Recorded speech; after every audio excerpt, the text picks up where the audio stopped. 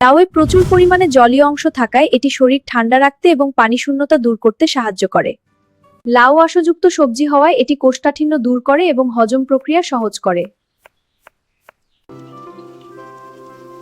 এবার তেলটা গরম হোক। হ্যাঁ, এবার সবজি দিতে পারি। অতিরিক্ত মশলা দিয়ে রান্না করলে বা বেশি পরিমাণে খেলে পেটে গ্যাস বা হজমের সমস্যা হওয়ার সম্ভাবনা থাকে।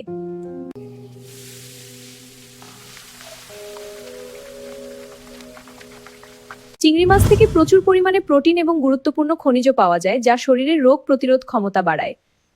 আলহামদুলিল্লাহ, কি সুঘ্রাণ বের হচ্ছে! লাউ চিংড়ি রান্নাটা শেষ, এবার নামে নিলেই রেডি।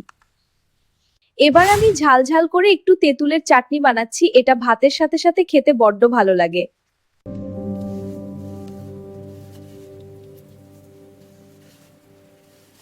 মাছকে অতিরিক্ত ভাজলে তার গুণাগুণ নষ্ট হয়ে যায়, তাই পরিমাণ মতো ভেজে নামিয়ে নিন।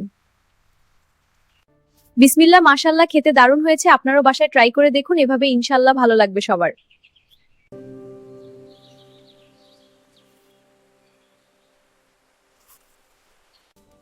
আর হ্যাঁ, শুধু খেলে কিংবা রান্না করলেই হবে না, খাবারের গুণাগুণ সম্পর্কে জেনে তারপর রান্না করতে হবে, এতে করে মিলবে সুস্বাস্থ্য। ভিডিওটা ভালো লাগলে সাবস্ক্রাইব করে পাশে থাকুন।